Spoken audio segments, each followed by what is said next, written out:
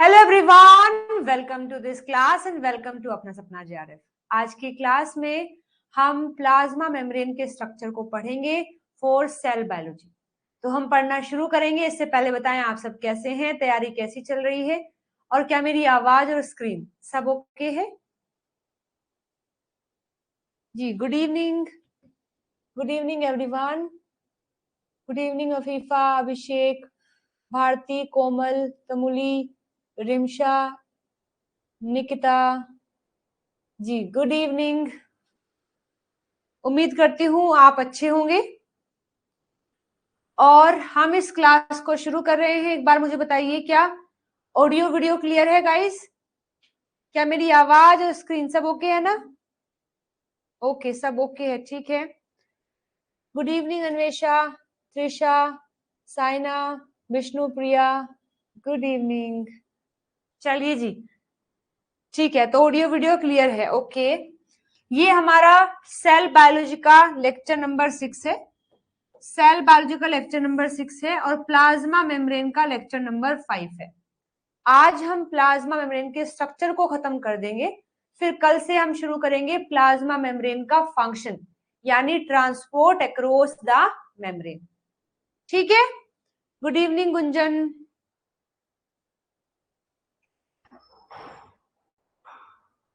चलिए जी, तो क्लास को शुरू कर लिया जाए एक बार कल का रिवाइज करते हुए। कल हमने क्या पढ़ा था? कल हमने मेम्ब्रेन के प्रोटीन शुरू कर दिए थे। हमारे मेम्ब्रेन में 3 टाइप के प्रोटीन मिलते हैं। रिवाइज करवा रही हूं कल का। पेरिफेरल मेम्ब्रेन प्रोटीन, जिसको एक्सट्रिंसिक या फिर सरफेस एसोसिएटेड प्रोटीन भी कहते हैं। सेकंड टाइप है इंटीग्रल मेम्ब्रेन प्रोटीन, जिनको इंट्रिंसिक प्रोटीन भी कहते हैं, जिसमें कि मोनोटॉपिक था एंड पॉलीटॉपिक था। मोनोटॉपिक ऐसे प्रोटीन होते हैं जो केवल एक लीफलेट से ही इंटरेक्ट कर रहे होते हैं, जबकि पॉलीटॉपिक वो प्रोटीन है जो पूरी मेम्ब्रेन को क्रॉस करते हैं। एम्फीट्रोपिक प्रोटीन, जिनको आप लिपिड एंकर प्रोटीन भी कह सकते हैं, ये लिपिड से कोवैलेंट बॉन्ड से एंकर्ड होते हैं। तो 3 टाइप के प्रोटीन हमने पढ़े थे, जिसमें से हमने सबसे पहले पढ़ा पेरिफेरल प्रोटीन। मुझे फटाफट सब बताएंगे कि अपना जो पेरिफेरल प्रोटीन है वो किस तरीके से कनेक्ट है, वो मेम्ब्रेन से या प्रोटीन से कौन से फोर्स ऑफ अट्रैक्शन से कनेक्ट होता है। कौन बताएगा? सब बताएंगे। Good evening Dibu, good evening Nikita, hi Nikita, बोलो बोलो। पेरिफेरल मेम्ब्रेन प्रोटीन या तो वो मेम्ब्रेन से कनेक्ट होते हैं या तो प्रोटीन से ही कनेक्ट होते हैं। कौन से फोर्स ऑफ अट्रैक्शन से? बताओ फटाफट। बहुत बढ़िया भारती, वेरी गुड। और बोलेंगे? हाँ, बहुत बढ़िया। Good evening Priyanka. अरे वाह, बहुत बढ़िया। Connect with electrostatic plus hydrogen bonding. Hydrogen bonding, तो ये है हाइड्रोजन बॉन्डिंग। अच्छा, अगर इनको सेपरेट करना हो तो इनको अगर सेपरेट करना हो या फिर कहेंगे इनको हमें मेम्ब्रेन से रिमूव करना हो, रिमूवल के लिए कौन कौन से फैक्टर हमने कल यूज किए थे? रिमूवल के लिए कौन कौन से फैक्टर थे? बहुत बढ़िया। हाँ, सोल्ट का ट्रीटमेंट करेंगे, NaCl, सोल्ट ट्रीटमेंट। और क्या था? सोल्ट ट्रीटमेंट और बोलो, और क्या था? PH change in pH. और क्या था? Mild detergent.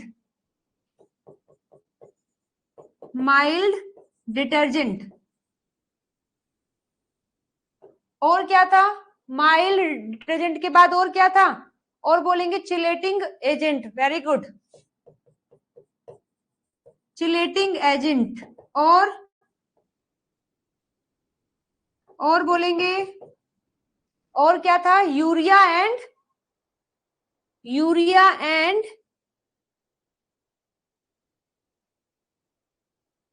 हाँ गुड, ठीक है, urea and bicarbonate, urea and bicarbonate, good.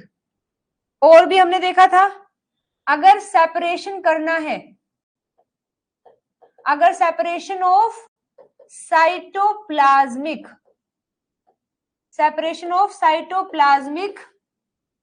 Peripheral protein, जो साइटोप्लाज्म को फेस कर रहे हैं, जो साइटोप्लाज्म को फेस कर रहे हैं, अगर उन प्रोटीन को, क्योंकि जो एक्सोप्लाज्मिक है वो तो डायरेक्टली किसी भी मेथड से निकल जाएंगे, लेकिन जो अंदर है साइटोप्लाज्मिक है, उन्हें निकालने के लिए पहले उन्हें बाहर लेके आना पड़ेगा। जैसे वो बाहर आ जाते हैं बस सीधा उनको ट्रीटमेंट करेंगे किसी भी एक फैक्टर से और निकाल देंगे। तो हमें क्या करना पड़ेगा? ओस्मोलाइटिक, हमें करना पड़ेगा ओस्मोलाइटिक। क्या करना पड़ेगा गाइस? ओस्मोलाइटिक, very good. तो यहाँ कुछ प्रोटीन मान लेते हैं और थोड़ा अलग कलर से लेते हैं ताकि आइडेंटिफिकेशन रहे। यहाँ कुछ प्रोटीन मान लेते हैं, तो ये तो आराम से हट ही सकते हैं, इनकी कोई दिक्कत नहीं है, हमें अंदर वाले निकालने हैं, तो हम करेंगे ओस्मोलाइटिक। हमने किया था ओस्मोलाइटिक। ओस्मोलाइटिक में ये ऐसे अलग अलग सेपरेट हो जाती है, ओस्मोलाइटिक में अलग अलग सेपरेट हो जाती है। तो यहाँ पर तो ये सारे अपने येलो वाले हैं और अंदर साइड है अपने साइटोप्लाज्मिक। अब ये दो तरीके से अपने आप को पैक करेंगे, दो तरीके से ये पैक करते हैं, एक राइट साइड आउट जो एग्जैक्टली ऐसे ही रहेगा, और एक क्या था? Inside out vesicle. जो राइट साइड आउट वेसिकल है वो सेम जैसे है ऐसे ही पैक हो जाएगी फिर से, और जो इनसाइड आउट वेसिकल है उसमें थोड़ा फर्क देखने को मिलेगा, उसमें येलो वाले अंदर चले गए हैं, यहाँ येलो वाले बाहर ही हैं। बट इसमें क्या हुआ? जो अपने व्हाइट वाले हैं वो बाहर आ गए हैं, है ना? तो मतलब हमें ये वाली वेसिकल चाहिए, हमें इस वेसिकल को ट्रीट करना है सोल्ट से या किसी से भी, तो इन दोनों को पहले सेपरेट करना पड़ेगा। दोनों को सेपरेट करने के लिए हमने यूज किया था affinity column chromatography affinity column chromatography हमने यूज की थी, जिससे कि हमने एक कॉलम बनाया था, इस कॉलम के अंदर हमने रिसेप्टर लगाए थे। कौन से रिसेप्टर थे? लैक्टिन। ये थे अपने लैक्टिन रिसेप्टर जो कनेक्ट करेंगे कार्बोहाइड्रेट मोइटी से। इनमें कार्बोहाइड्रेट मोइटी बाहर की साइड है, लेकिन यहाँ इनसाइड आउट की वजह से जो अंदर वाली चीजें वो बाहर वाली चीजें अंदर आ गई हैं, मतलब इनका जो कार्बोहाइड्रेट मोइटी था वो अंदर चला गया है। तो जब हम इनसे पास करेंगे इन वेसिकल्स को, तो जो वेसिकल्स आपको बाहर मिलेंगी वो कौन सी वेसिकल होंगी? जो आपको बाहर मिलेंगी वो होंगी इनसाइड आउट वेसिकल। बस ये आ गई है, इनको अब आप सोल्ट से ट्रीट कर सकते हैं, इनको आप सोल्ट से ट्रीट कर देंगे तो यहाँ वेसिकल आपको अलग मिल जाएंगी, वेसिकल जो है आपको अलग मिल जाएंगी, आपका प्रोटीन अलग हो गया है। फिर इनको भी सेपरेट करने के लिए हम सेंट्रीफिकेशन करेंगे। इस सेंट्रीफिकेशन में हमें अपने प्रोटीन सेपरेट होकर के मिल जाएंगे। यही है हमारे साइटोप्लाज्मिक प्रोटीन। और अगर हमें दोनों निकालने हो, साइटोप्लाज्मिक भी एक्सोप्लाज्मिक भी, तो हम ये कुछ नहीं करेंगे, यहीं पर सीधा ट्रीटमेंट कर देंगे और फिर क्रोमेटोग्राफी करके दोनों प्रोटीन को बाहर निकालेंगे। Done everyone? हाँ चलो ठीक है, गुड। इसके बाद देखिए, ये तो था सेपरेशन। फिर हमने पढ़े इंटीग्रल मेम्ब्रेन प्रोटीन। ये मेम्ब्रेन प्रोटीन पूरी मेम्ब्रेन को क्रॉस भी कर सकते हैं और आधा भी क्रॉस कर सकते हैं।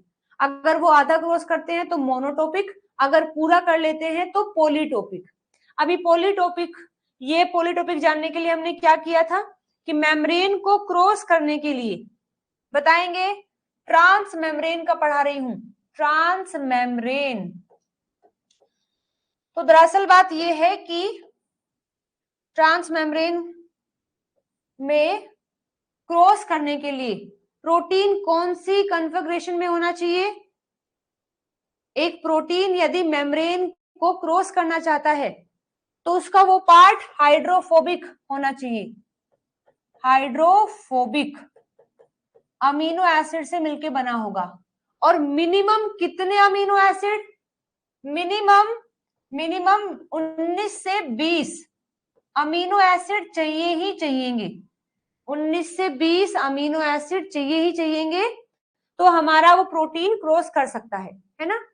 कितनी बार क्रॉस कर रहा है, उसके लिए हमने यूज किया था हाइड्रोपैथी प्लॉट। उसके लिए हमने क्या यूज किया था? हाइड्रोपैथी प्लॉट, ये जानने के लिए कि कितनी बार मेम्ब्रेन को क्रॉस किया गया है। हाँ बिल्कुल सही, 19 से 20 हाइड्रोपैथी प्लॉट। तो हाइड्रोपैथी प्लॉट में देखिए, यहां हमें दो एक्सेस दिए होते हैं, एक 0 से अबव, एक 0 से बिलो।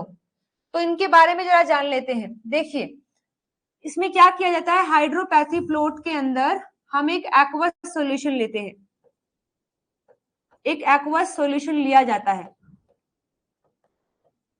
एक्वस सॉल्यूशन में क्या होगा, देखो हमने यहाँ अमीनो एसिड डालने, मतलब या फिर आपने कोई भी प्रोटीन डाल दिया है जिसके बारे में भी आपको पता करना है, वो प्रोटीन आपने यहाँ रख दिया है। उस प्रोटीन में हाइड्रोफोबिक अमीनो एसिड भी होंगे एंड हाइड्रोफिलिक भी होंगे, हाइड्रोफिलिक अमीनो एसिड भी होंगे। ठीक है, अब आप देखो ये खुद एक्वस है। Hydrophilic amino acid, hydrophilic amino acid जब आप यहां रखोगे तो ये खुद से ही इस एक्वस मटेरियल में सुटेबली रह पाएंगे। तो इनका गिब्स फ्री एनर्जी नेगेटिव हो जाता है। ये गिब्स फ्री एनर्जी क्या होता है, मैं आपको बायोकेम में पढ़ाऊंगी। गिब्स फ्री एनर्जी बेसिकली हमें बताता है कि कौन सी रिएक्शन स्पॉन्टेनियस है।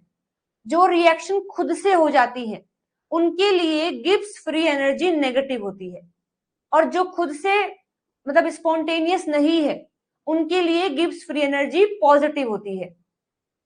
तो यहाँ पर जो हाइड्रोफिलिक अमीनो एसिड है और इन्वायरमेंट भी हाइड्रोफिलिक है, तो इनका जो गिब्स फ्री एनर्जी है वो नेगेटिव रहेगा।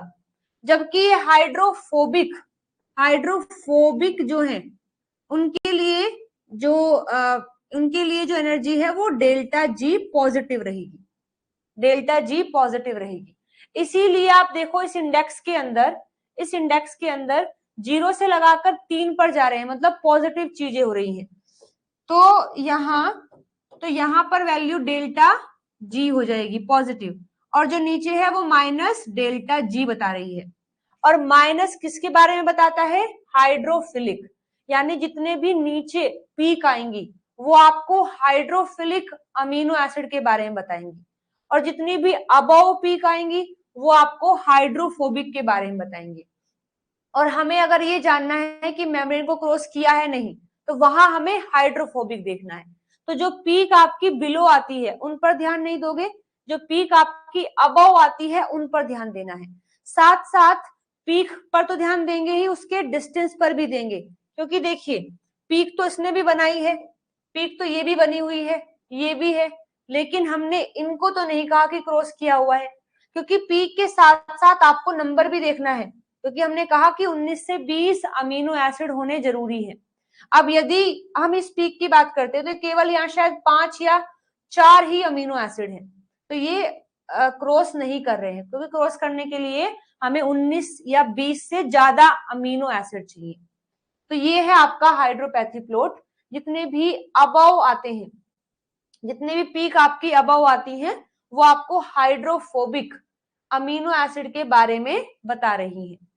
तो उसी के हिसाब से आप बता पाएंगे कि अगर एक पीक है तो आप कहेंगे इस प्रोटीन ने एक बार मेम्ब्रेन को क्रॉस किया है। अगर 2 पीक है तो 2 बार, 10 पीक है तो 10 बार, 14 टाइम है तो 14 बार। ठीक है जी, ये है आपका हाइड्रोपैथी प्लॉट। तो बस हमने कल इतना ही पढ़ा था, हमने कल इतना ही पढ़ा था। आज जो मैं आपको पढ़ाने वाली हूं वो है सेपरेशन ऑफ इंट्रिंसिक प्रोटीन। मोनोटॉपिक हो या पॉलीटॉपिक हो, इन प्रोटीन को सेपरेट करने के लिए हम कौन सा तरीका यूज करेंगे। तो सबसे पहले देखो, जिसको भी हम सेपरेट करने जा रहे हैं, हमें पहले ये जानना पड़ेगा कि वो किस बॉन्ड से कनेक्टेड है, क्योंकि फिर हम उसी बॉन्ड को तोड़ने के लिए अलग अलग काम करेंगे। जैसे हमने देखा पेरिफेरल कनेक्टेड होता है हाइड्रोजन बॉन्ड या फिर इलेक्ट्रोस्टैटिक इंटरेक्शन से। तो वहां हमने क्या किया, एक्सटर्नल चार्ज बॉडीज को भेज दिया ताकि वो उनकी इंटरेक्शन को डिसरप्ट कर दे। यहां हमें एक बार जानना पड़ेगा कि हमारे जो इंटीग्रल प्रोटीन है वो किस तरीके से कनेक्ट होते हैं। डन एवरीवन, नया टॉपिक शुरू कर रहे हैं। ठीक है, रिवीजन हमने कर लिया है, तो मैं जरा आपको बता देती हूँ इस डायग्राम के अंदर जो इंटीग्रल प्रोटीन होते हैं ना, इंटीग्रल प्रोटीन, ये देखिए मेम्ब्रेन है और ये पूरा पार्ट हाइड्रोफोबिक है, ये पूरा पार्ट हाइड्रोफोबिक है। और हमें पता है कि हमारा प्रोटीन का वो पार्ट जो मेम्ब्रेन को क्रॉस कर रहा है वो भी कैसा होता है, हाइड्रोफोबिक ही होता है। तो मतलब आप बता सकते हैं कि कौन सा इंटरेक्शन यहाँ होगा प्रोटीन के बीच में और ये हमारी जो लिपिड के मॉलिक्यूल हैं उनके बीच में कैसा इंटरेक्शन हो रहा होगा। कौन बताएगा मुझे, कौन बताएगा कि ये प्रोटीन और ये जो फैटी एसिड है ये कौन से इंटरेक्शन से कनेक्टेड है, क्या इलेक्ट्रोस्टैटिक, क्या हाइड्रोजन, क्या कोवेलेंट। सोच समझ करके आंसर देंगे, क्योंकि मैं आपको बायोकेम में पढ़ा चुकी हूं, मैं आपको बायोकेम में पढ़ा चुकी हूं कि नॉन पोलर कैसे कनेक्ट होते हैं। वेरी गुड गुंजन, नहीं रे, हाइड्रोजन कैसे, हाइड्रोजन के लिए हमें हाइड्रोजन चाहिए, पार्शियल पॉजिटिव पार्शियल नेगेटिव चाहिए। हाइड्रोफोबिक में कहां होते हैं पार्शियल पॉजिटिव नेगेटिव, देखो ना, ये पार्ट भी सारा कैसा है, नॉन पोलर। मैं बताई हूं ना आपको, लिखा तो है हाइड्रोफोबिक अमीनो एसिड होते हैं कितने, 19 से 20, कहां, जो पार्ट क्रॉस कर रहा है। और ये भी क्या है, ये भी हाइड्रोफोबिक है। तो इनके बीच में जो इंटरेक्शन है, इनके बीच में जो इंटरेक्शन है वो हाइड्रोफोबिक है, ये हाइड्रोफोबिक इंटरेक्शन है, ये हाइड्रोफोबिक इंटरेक्शन है। समझ गए हो ना। हाँ, हाइड्रोजन बॉन्ड नहीं, वंडरवॉल भी नहीं, इलेक्ट्रोस्टैटिक भी नहीं, कुछ नहीं। कौन सा, हाइड्रोफोबिक। नॉन पोलर के बीच में कैसा इंटरेक्शन होता है, हाइड्रोफोबिक होता है ना। तो ये सारा पार्ट नॉन पोलर है, ये प्रोटीन का पार्ट भी नॉन पोलर है, क्योंकि यहाँ पर सारे नॉन पोलर या फिर हाइड्रोफोबिक अमीनो एसिड ही तो है। तो यहाँ इंटरेक्शन कैसा है, हाइड्रोफोबिक इंटरेक्शन। डन एवरीवन, चलिए आप समझ गए हैं, अच्छी बात है। ठीक है, तो अब हमें देखना है कि हाइड्रोफोबिक इंटरेक्शन को कैसे हटा सकते हैं। तो बस जैसे हमें पता लगा हम तुरंत उसे ट्रीट करेंगे और हटा देंगे। चलो देखते हैं कैसे। Integral membrane protein are removable, उनको भी हम रिमूव कर सकते हैं, लेकिन कैसे, only by agents that overcome the hydrophobic effect. उन एजेंट्स की वजह से ही हम उनको रिमूव कर सकते हैं जो कि इस हाइड्रोफोबिक इफेक्ट को ओवरकम कर दे, कम कर दे। और वो कौन है, वो है डिटर्जेंट है, ऑर्गेनिक सॉल्वेंट है एंड डीनेचुरेंट्स है। याद रखोगे कौन कौन? डिटर्जेंट हो सकते हैं या ऑर्गेनिक सॉल्वेंट हो सकते हैं, मतलब जो नॉन पोलर होते हैं, और आपके ऑर्गेनिक सॉल्वेंट या डीनेचुरेंट्स हो सकते हैं। डायग्राम से समझाती हूं कि डायग्राम से समझते हैं कि कैसे सेपरेट करेंगे। ये देखिए डायग्राम, ये देखेंगे। तो ये है मेम्ब्रेन। हालांकि यहाँ सबका दिखा दिया गया है आपको इस डायग्राम में। देखो ये प्रोटीन दिखाई दे रहा है आपको, कौन सा? Transmembrane. हमें पता है कि बाहर की साइड जो पार्ट होता है वो हाइड्रोफिलिक है, और इसी पर लगा हुआ प्रोटीन ये क्या है? पेरिफेरल है, जो नेगेटिव से कनेक्टेड है और कैटायन आयन से कनेक्ट है। देखो कैटायन से कनेक्टेड है तो चिलेटिंग एजेंट्स को लेके आएंगे और वो उसको सेपरेट करवा देगा। तो या तो पीएच में चेंज कर देंगे, या यूरिया दे देंगे, कार्बोनेट दे देंगे, चिलेटिंग एजेंट्स दे देंगे और उसको सेपरेट कर देंगे। बस यही तो है जहां से आपके थोड़े घुमाकर क्वेश्चन बनते हैं। क्वेश्चन में यही पूछता है कि हमारे पास एक प्रोटीन था, हमने उसको चिलेटिंग एजेंट से कनेक्ट किया, मतलब ट्रीट किया, तो वो प्रोटीन सेपरेट हो गया तो वो पेरिफेरल था, नहीं हुआ तो हो सकता है वो इंटीग्रल रहा होगा। तो ये आपको याद रखने हैं। तो जो पेरिफेरी पर होता है ना, वो इनके ट्रीटमेंट करने से हट जाएगा, लेकिन जो इंटीग्रल है इन पर तो कोई फर्क नहीं पड़ने वाला। सोल्ट का, यूरिया का, कार्बोनेट का कोई फर्क नहीं पड़ेगा। तो ये देखो, ये है हमारा पॉलीटोपिक प्रोटीन क्योंकि पूरा क्रॉस कर रहा है। ये है मोनोटोपिक प्रोटीन जो केवल आधा ही क्रॉस कर रहा है, बट फिर भी जितना भी क्रॉस किया है वो भी सारा कैसे है? हाइड्रोफोबिक ही है। और यहाँ भी देखो ये सारा पार्ट कैसा है? हाइड्रोफोबिक। ये भी कैसा है? हाइड्रोफोबिक। तो इनके बीच में जो कनेक्शन है, this is called hydrophobic interaction. तो अब हमें कुछ ऐसे एजेंट चाहिएंगे जो इस हाइड्रोफोबिक इंटरेक्शन को ओवरकम कर दे, इसको ओवरकम कर दे। तो देखो कैसे ओवरकम किया है।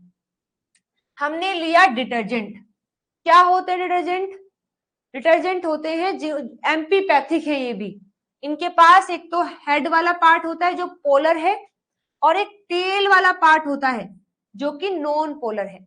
आप क्या करेंगे, इन्हें बहुत सारे अमाउंट में यहां दे देंगे, बहुत सारे अमाउंट में।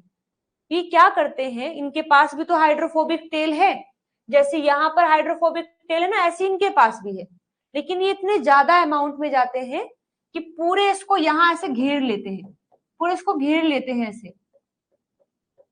तो ऑफ कोर्स डिटर्जेंट भी इनके साथ हाइड्रोफोबिक इंटरेक्शन ही करता है, और पहले भी कैसे थे? हाइड्रोफोबिक थे, लेकिन इनका इफेक्ट थोड़ा ज्यादा हो जाता है क्योंकि ये बहुत सारे नंबर में होते हैं और पूरा एक जगह पर कनेक्ट कर लेते हैं, जिस वजह से उस प्रोटीन का कनेक्शन जो पहले है हाइड्रोफोबिक वो कम हो जाता है, और जो नए कंपाउंड आए हैं उनसे थोड़ा ज्यादा हो जाता है। बस जैसे आप थोड़ा जर्क करेंगे वो निकल के बाहर आ जाएगा, वो निकल के बाहर आ जाएगा।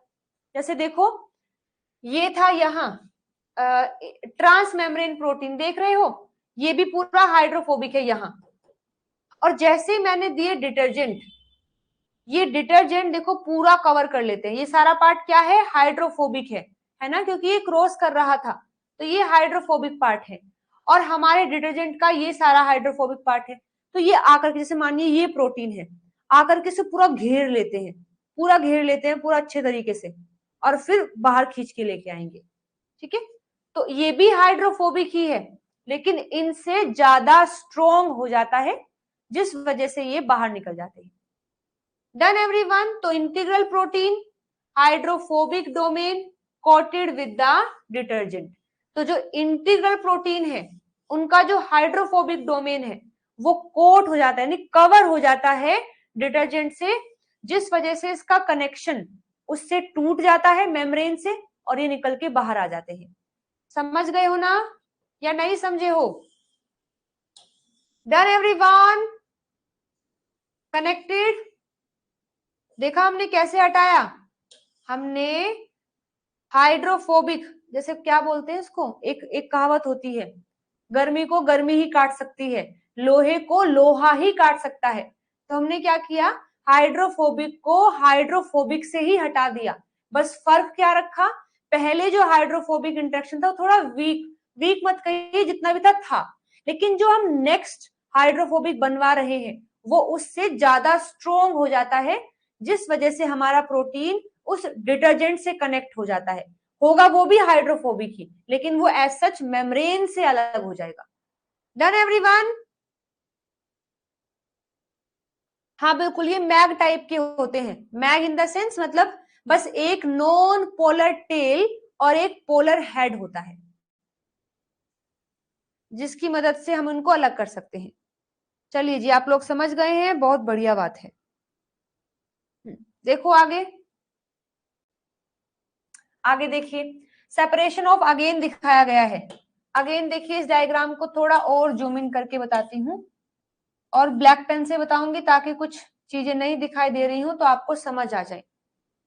देखिए, ये है हमारी मेम्ब्रेन, ठीक है, और ये है हमारा प्रोटीन, और ये जो ग्रीन, थोड़ा डार्क ग्रीन में दिखाया गया है, ये प्रोटीन का हाइड्रोफोबिक रीजन है। ये प्रोटीन का हाइड्रोफोबिक रीजन है क्योंकि ये कनेक्शन में है। तो membrane protein in lipid bilayer, मुझे इस प्रोटीन को अलग करना है। तो अलग कैसे करें, यहां पर भी हाइड्रोफोबिक है और ये भी हाइड्रोफोबिक है, तो मुझे कोई ऐसा चाहिएगा जो इस प्रोटीन के साथ में, क्योंकि देखो इस प्रोटीन के पार्ट के साथ में हाइड्रोफोबिक इंटरेक्शन ही हो सकता है, क्योंकि ये खुद भी है हाइड्रोफोबिक।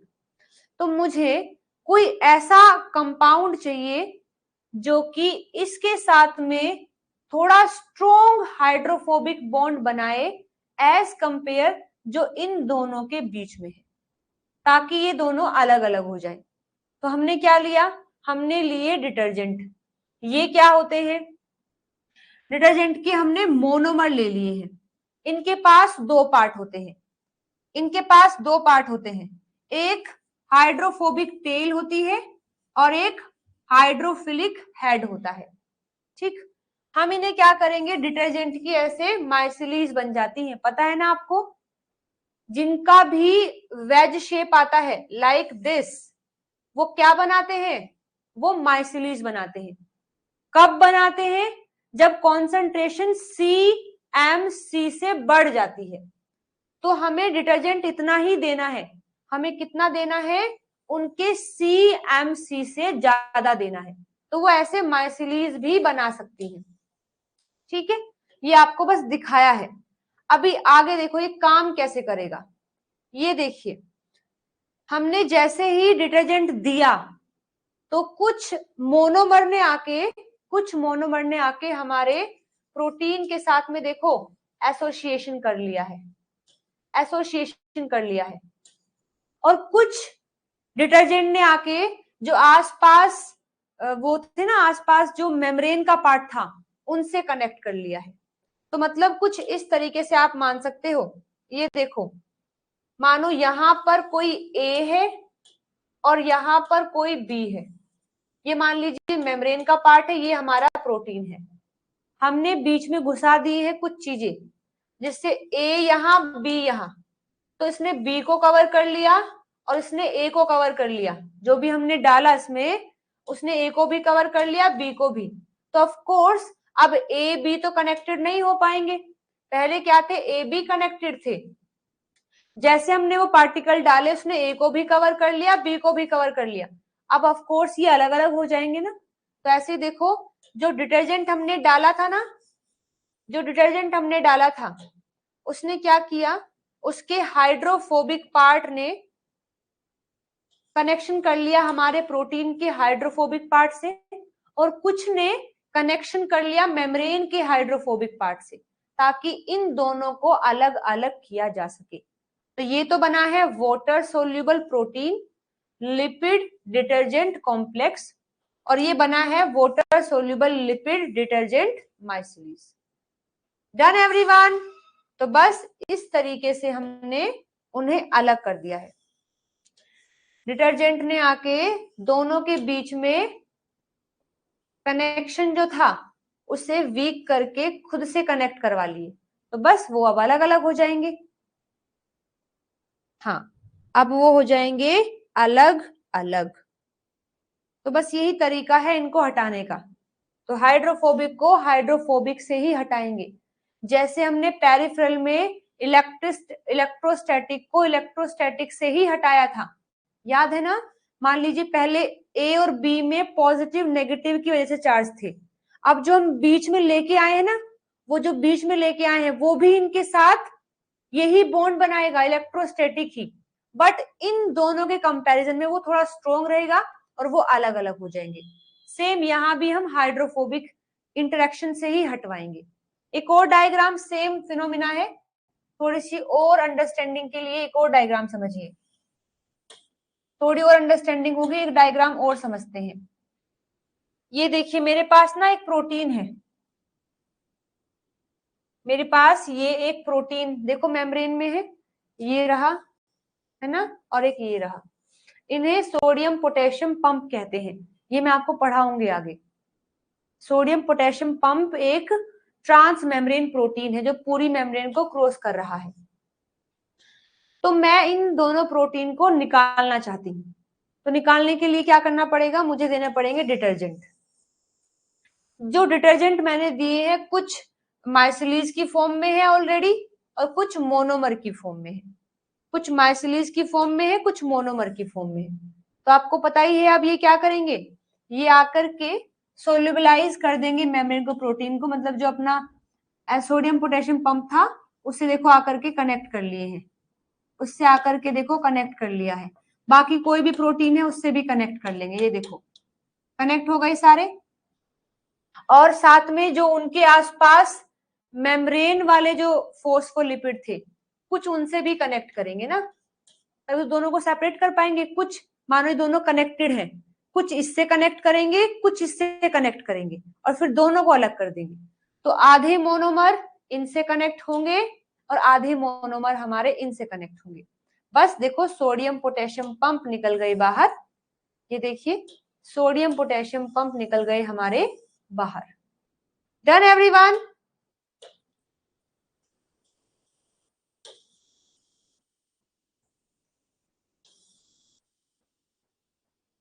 अब इस डायग्राम में क्या है, इसी का ही फर्दर पार्ट दिखाया गया है, इसी का ही फर्दर पार्ट दिखाया गया है कि देखो मैंने सेपरेट कर लिए, ये सेपरेट हो गए ठीक है, लेकिन यहां पर अगर मैं फोस्फोलिपिड को फिर से ऐड कर देती हूँ, अगर मैं फिर से यहाँ फोस्फोलिपिड को ऐड कर देती हूँ और डिटर्जेंट को कर देती हूँ रिमूव, अगर मैं फोस्फोलिपिड ऐड कर देती हूँ और जो डिटर्जेंट लगा हुआ है उसे कर देती हूँ रिमूव, तो ये फिर से मेम्ब्रेन बना लेंगे, ये फिर से मेम्ब्रेन बना लेंगे और ये फिर से काम करना शुरू कर देगा। Done everyone. हाँ, ये डिपेंड करता है कि हम किसे दे रहे हैं, अगर हम देंगे मोनोमर को डिटर्जेंट को तो वो अलग करेगा, फोस्फोलिपिड देंगे तो वो फिर से लेयर बना लेगा, या फिर कहिए फिर से वेसिकल बना लेगा। Done everyone. देखो कितना इंटरेस्टिंग सा कॉन्सेप्ट था ना इंटरेस्टिंग। ये देखो बस हो गए हमारे प्रोटीन सेपरेट, और मैं आपको क्वेश्चन दिखाऊंगी, बहुत घुमा घुमा के क्वेश्चन देते हैं यहाँ से, बट है कुछ भी नहीं, कुछ भी नहीं है। बस आपको याद रखना है डिटर्जेंट हम जब दे रहे हैं तो वो ही हमारे इंटीग्रल प्रोटीन को सेपरेट करते हैं। Done everyone.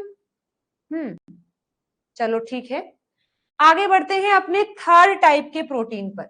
एक थे पेरिफेरल, हमने पढ़ लिया, सेपरेशन भी पढ़ लिया। दूसरे थे हमारे इंटीग्रल, हमने पढ़ लिए, सेपरेशन भी पढ़ लिया। अब हम पढ़ रहे हैं third type of protein, that is lipid anchored protein.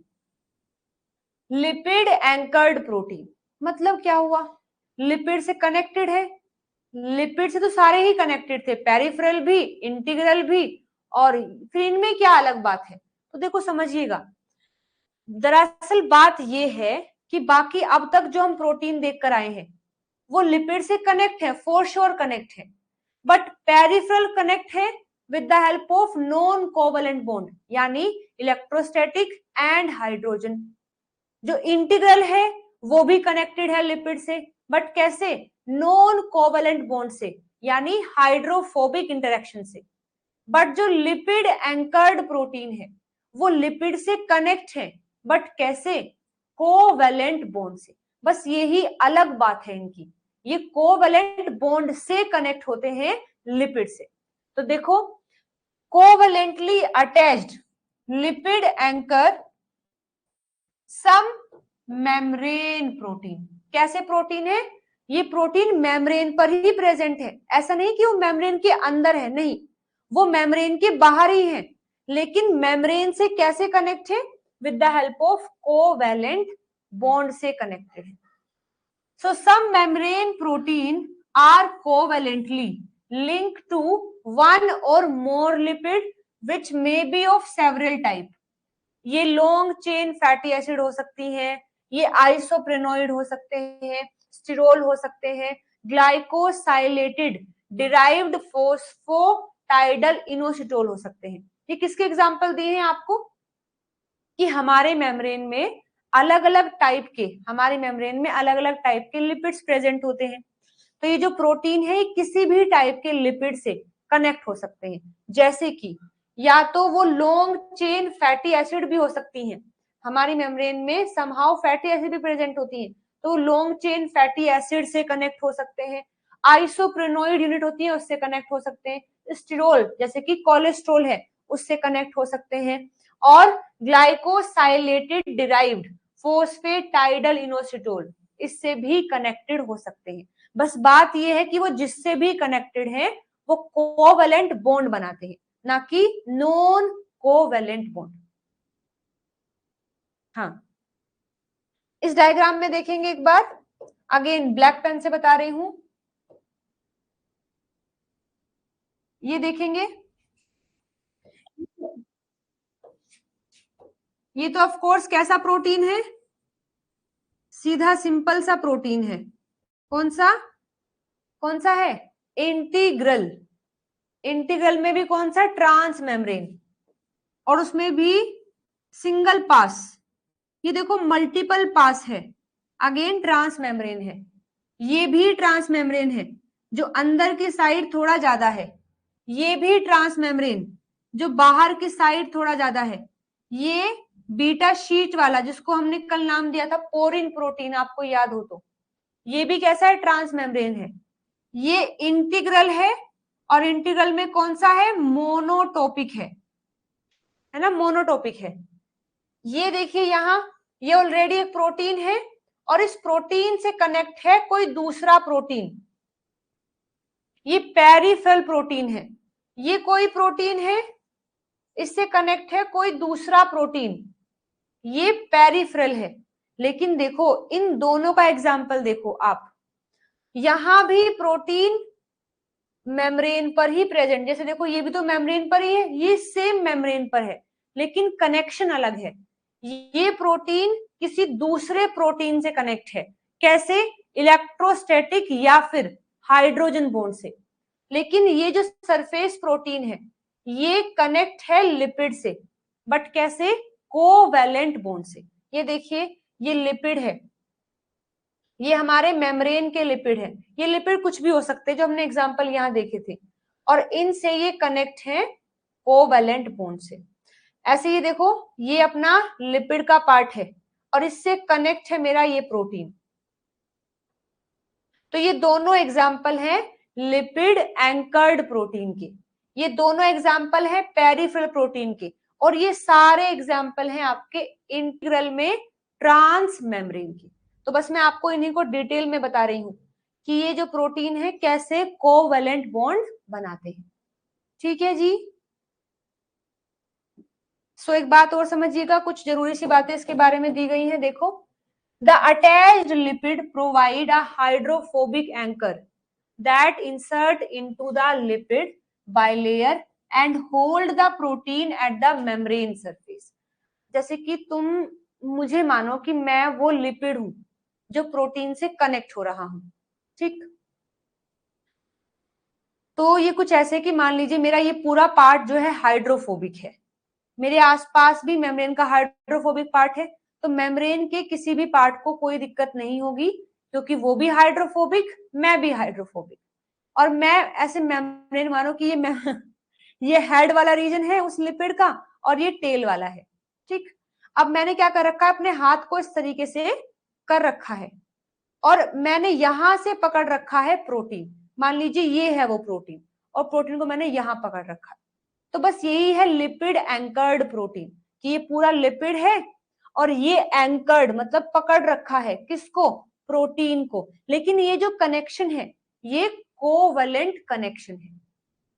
तो देखो, the attached lipid provide a hydrophobic anchor, मतलब जो हमारा लिपिड है जिससे कनेक्ट है उसके पास हाइड्रोफोबिक पार्ट है जिसको एंकर कर देता है मेम्ब्रेन के अंदर एंड होल्ड करता है प्रोटीन को एट द मेम्ब्रेन सरफेस पर। तो अपने हाथ को मतलब जो भी पार्ट कनेक्टेड है वो थोड़ा मेम्ब्रेन से बाहर निकाल के उसे पकड़ लेता है।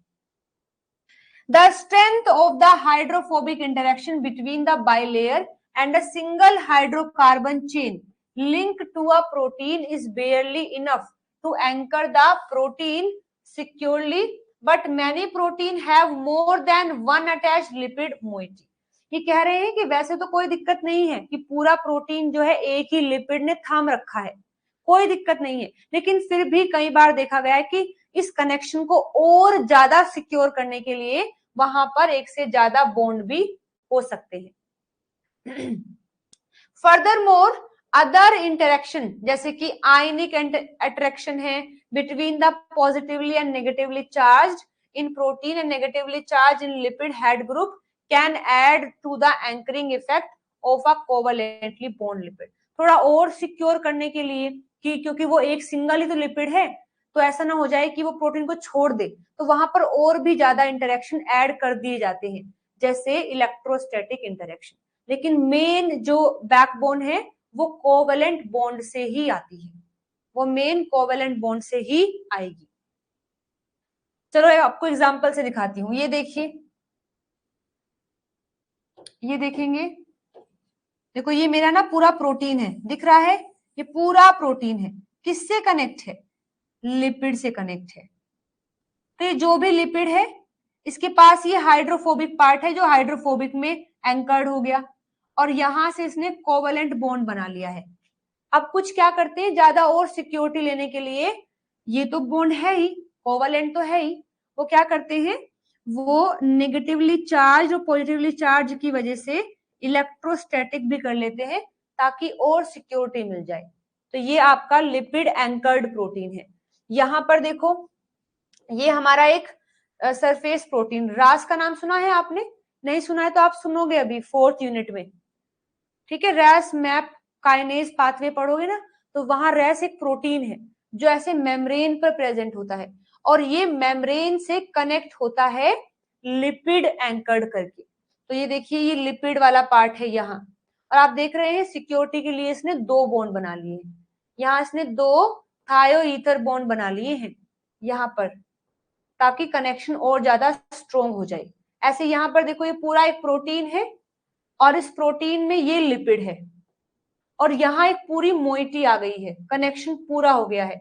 यहाँ तो क्या है कि हमारा लिपिड डायरेक्टली कनेक्ट है प्रोटीन से with the help of bond, यहाँ पर हमारा लिपिड कनेक्ट है प्रोटीन से, बीच में कई सारे पार्ट आए हैं, कई सारे पार्ट आए हैं। तो ये किसी भी तरीके से कनेक्ट हो सकते हैं, कुछ ऐसे हैं डायरेक्टली कनेक्ट है, साथ में इलेक्ट्रोस्टैटिक भी लगा लिया ताकि और सिक्योरिटी हो जाए। कुछ ऐसे हैं जो दो दो बार बॉन्ड बना लेंगे ताकि और सिक्योरिटी हो जाए। कुछ ऐसे हैं जो बीच में कुछ और चीजें एंकर कर लेंगे ताकि बॉन्ड और मजबूत हो जाए।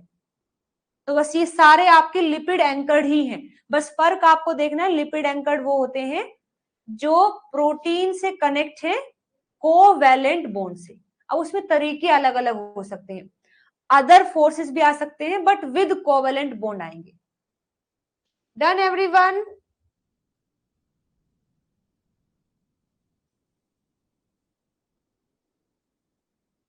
Done everyone? बताइए, फिर मैं इसके टाइप आपको पढ़ा रही हूँ। मैम आइसोप्रेनोइड क्या होते हैं? हाँ ठीक है प्रियंका, बताऊंगी मैं अभी।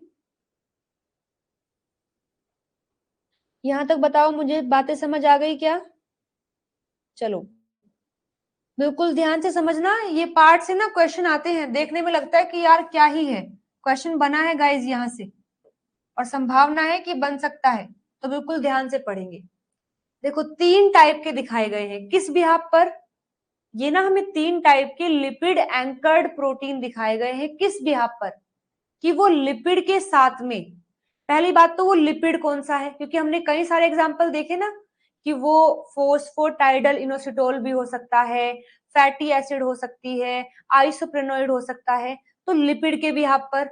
साथ साथ वो बॉन्ड कौन सा बना रहे हैं, क्योंकि कोवेलेंट बॉन्ड में भी अलग अलग टाइप होते हैं ना, तो कौन से टाइप का बॉन्ड, तो आपको बस यही याद रखना है कौन से लिपिड के साथ में कौन सा बॉन्ड कनेक्टेड हुआ है।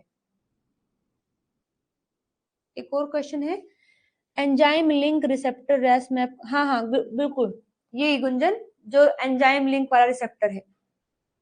चलो समझो, पहली बात, पहला टाइप देखिए, ये है फैटी एसिड, ये है फैटी एसिड, कनेक्टेड है किसके साथ में? अब देखो आपको पता ही है ना, हमारी जो फैटी एसिड होती हैं उनके स्ट्रक्चर तो आपको पता है ना, आर करके होता है और C double bond O O H होता है ना, C double bond O H होता है, ये फैटी एसिड है, और ये फैटी एसिड मेम्ब्रेन में इम्बेडेड है। देखना कैसे,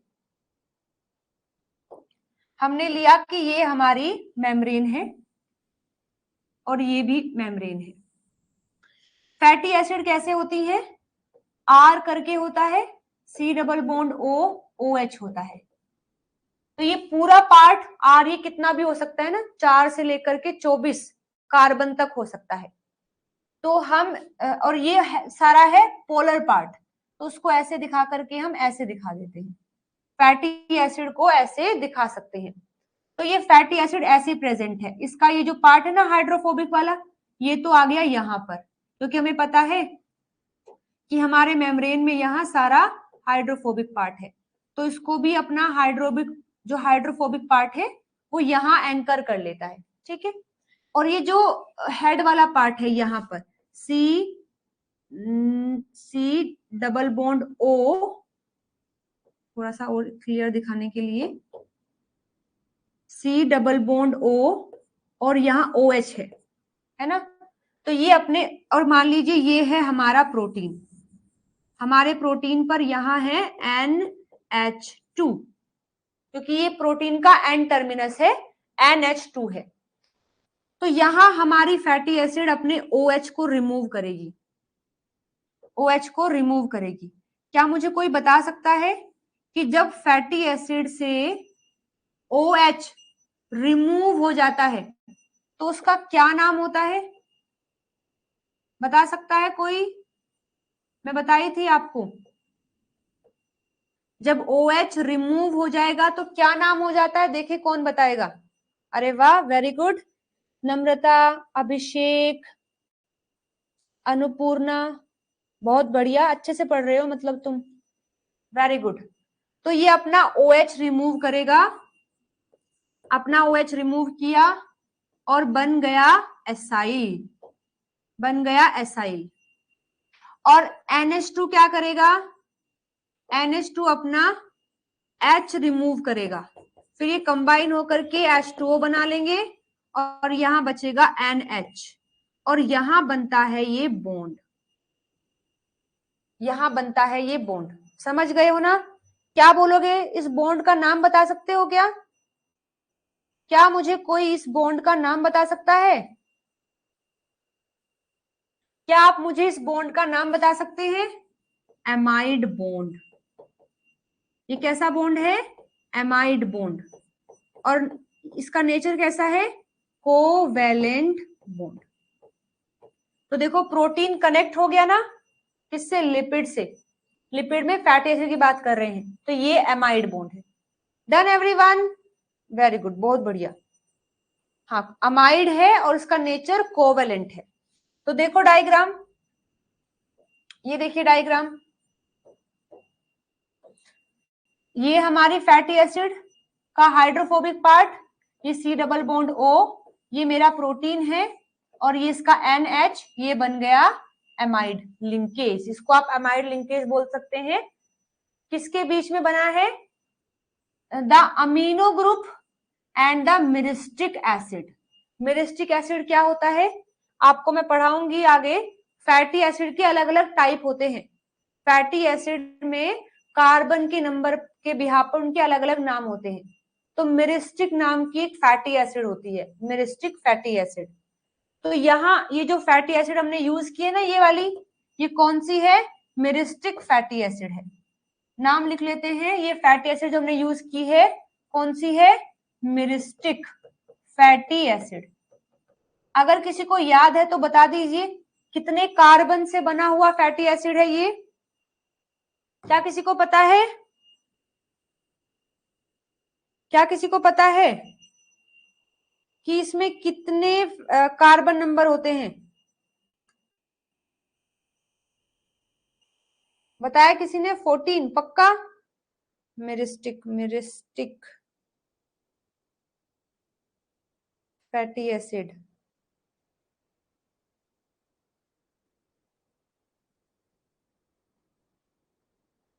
वेरी गुड, बहुत बढ़िया। 14 कार्बन। तो ये 14 कार्बन से बनी हुई एक फैटी एसिड है। मतलब यहाँ पर ये जो हमने हाइड्रोफोबिक चेन बनाई है ना, इसको बोलते हैं, ये 14 कार्बन की है, 14 कार्बन की हाइड्रोकार्बन चेन। तो इसका नाम क्या हो जाएगा? मिरिस्टोइल एंकर। इस कनेक्शन को हम क्या बोल देते हैं? जब ये हमारी फैटी एसिड अपना OH निकाल देगी ना, तब इसे आप क्या बोलेंगे? मिरिस्टोइल एंकर। मतलब ये जब अपना OH रिमूव कर देती है तो इसे आप क्या बोलेंगे? कहाँ लिखे हैं इसको? यहां लिख लेते हैं। इसे आप बोलेंगे मिरिस्टोइल, मिरिस्टोइल एंकर। मतलब ये अब ऐसा बन गया है जो जोड़ सकता है, मिरिस्टोइल एंकर। Done everyone? हाँ, तो एक तो ये आपका टाइप हो गया है। जब भी आए मिरिस्टोइल एंकर, आप क्या याद रखेंगे? मिरिस्टिक फैटी एसिड ली गई है जो कि 14 कार्बन की होती है, और बॉन्ड कौन सा बनेगा? फॉर श्योर याद रखेंगे, amide linkage, amide linkage. Done. अब नेक्स्ट देखो, नेक्स्ट हमने यूज किया पाल्मिटोइल एंकर। पाल्मिटोइल एंकर, जैसे मिरिस्टिक फैटी एसिड है ना, ऐसे ही पाल्मिटिक एक फैटी एसिड होती है। यहां पर हम जो फैटी एसिड यूज करेंगे वो हमारी पाल्मिटिक फैटी एसिड है। और एक बात और, यहाँ तो कोई भी अमीनो एसिड हो सकता है, हमें उसका अमीनो ग्रुप यूज करना है, दैट्स इट, जो एन टर्मिनस पर है। क्योंकि आपको पता ही है कि जो एन टर्मिनस होता है प्रोटीन का, उस पर अमीनो ग्रुप होता ही है, चाहे वो कोई भी, वहां पर कोई भी अमीनो एसिड हो। लेकिन ये देखो फर्क क्या है, मिरिस्टोइल एंकर में हमने प्रोटीन को कनेक्ट किया उसके एंड से। जैसे मानो ये अगेन मेरा प्रोटीन था ना, तो कई सारे तरीके हैं। मैं इस प्रोटीन को ना ऐसे पकड़ रही हूं, तो मैंने इसको एंड से पकड़ा है, और ये कौन सा एंड है? And terminus. तो ऑफ कोर्स यहाँ अमीनो ग्रुप होगा। तो आपको पता है जहां अमीनो ग्रुप है और हमारी फैटी एसिड है, तो ऑफ कोर्स एमाइड बॉन्ड बनेगा। लेकिन इस वाली कंडीशन में मैं प्रोटीन को ना ऐसे पकड़ रही हूं, ऐसे बीच से पकड़ रही हूं, ऐसे एंड से नहीं। अब की बार मैं इसको बीच से पकड़ना चाहती हूँ। तो जो हमारी चेन होती है प्रोटीन की, उसके बीच में जो बीच वाला पार्ट होता है, ना ही तो वहां कोई जो नाइट्रोजन वाला पार्ट है, ना ही तो वो फ्री होता है, और ना ही कार्बन वाला पार्ट फ्री होता है। हाँ, उनकी जो साइड चेन होती है ना, उन पर अगर कोई ग्रुप है तो वो अवेलेबल होते हैं। तो मैंने क्या किया, अब की बार मैं प्रोटीन को बीच से पकड़ना चाहती हूँ। आप डायग्राम में देख भी सकते हैं ना, ये तो एंड से पकड़ा हुआ है, तो यहाँ अमाइड बॉन्ड बन गया। लेकिन अब की बार मैं इसको बीच से पकड़ रही हूँ। देखो एक तो एंड ये है, यहां से नहीं पकड़ा, एक एंड ये है, यहां से भी नहीं पकड़ा, बीच से कहीं से पकड़ा है। तो कौन से अमीनो एसिड से कनेक्ट हुआ है? सिस्टीन से। सिस्टीन एक ऐसा अमीनो एसिड है जिसके पास थायोल ग्रुप होता है, SH होता है, और ये SH बॉन्ड बना सकता है। तो यहाँ पर अगेन हमारी फैटी एसिड है पाल्मिटिक, अगेन वो क्या करेगी, अपना OH रिमूव कर देगी, बन जाएगी पाल्मिटोइल। और हमारा जो प्रोटीन वाला पार्ट है उसका लेंगे हम सिस्टीन अमीनो एसिड, वो अपने SH से कनेक्ट करेगा। ठीक है,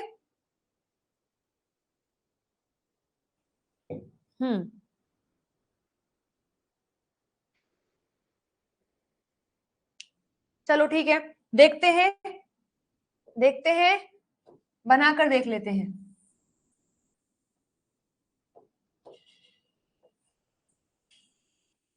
अगेन हमने क्या किया, अपनी मेम्ब्रेन ली, अब की बार जो फैटी एसिड लगाई वो कैसी है, पाल्मिटिक है। कैसी है, पाल्मिटिक। तो सी डबल बॉन्ड O, ये फैटी एसिड कौन सी है, पाल्मिटिक। जैसे ही वो अपना OH रिमूव कर देती है तो ये बन जाएगा पाल्मिटोइल, पाल्मिटोइल एंकर, पाल्मिटोइल एंकर। और ये हमारा प्रोटीन है जिसमें यहां पर SH प्रेजेंट है, ये अपना H रिमूव कर देगी, ये अपना H रिमूव करेगा, इसने अपना OH रिमूव किया, और यहीं पर बनेगा बॉन्ड। इस बॉन्ड को जिसमें सल्फर कनेक्टेड होता है ना, इसे बोलते हैं थायोएस्टर। देखो अगर खाली यहाँ पर O होता ना, यहां अगर O होता हम बोल देते एस्टर बॉन्ड। यहां अगर सल्फर कनेक्ट करवा रहा है तो उसे बोलेंगे थायोएस्टर बॉन्ड, और अगर फोस्फेट होता तो फोस्फोएस्टर बॉन्ड। तो यहाँ थायोएस्टर बॉन्ड बनेगा। ओके, तो ये है पाल्मिटोइल एंकर। जहां पर भी आए पाल्मिटोइल मतलब पाल्मिटिक फैटी एसिड से कनेक्ट है। कितने कार्बन की होती है, 18 कार्बन की होती है। तो पाल्मिटिक जो फैटी एसिड है ये 18 कार्बन से बनी हुई एक फैटी एसिड है।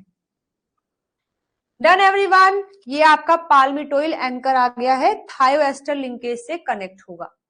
अगेन याद रखेंगे, जहां पर थायोएस्टर लिंकेज बनेगा फॉर श्योर वहां पर सिस्टीन रेजिड्यू होना चाहिए। वहां पर क्या होना चाहिए, सिस्टीन रेजिड्यू।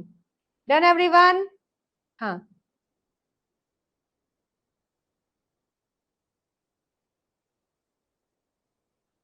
डन। पाल्मिटोइल एंकर, ठीक है।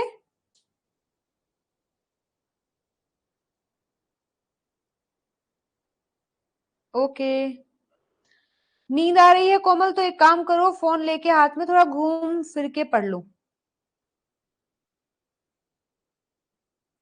नींद आ रही है तो थोड़ा पानी ले लो, थोड़ा घूम फिर के पढ़ोगे तो ठीक रहेगा। अच्छा आगे देखो जी, नेक्स्ट है हमारा, ये देखिए अगेन हमने क्या लिया, अपना प्रोटीन लिया है, हमने लिया अपना प्रोटीन, और प्रोटीन का लिया है एंड पार्ट।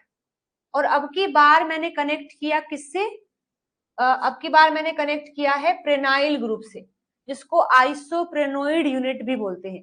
तो इसको डिटेल में तो पढ़ाऊंगी मैं आपको आगे, लेकिन बता देती हूँ, ये एक 5 कार्बन से बना हुआ एक चेन होता है, 5 कार्बन से बनी हुई एक चेन होती है।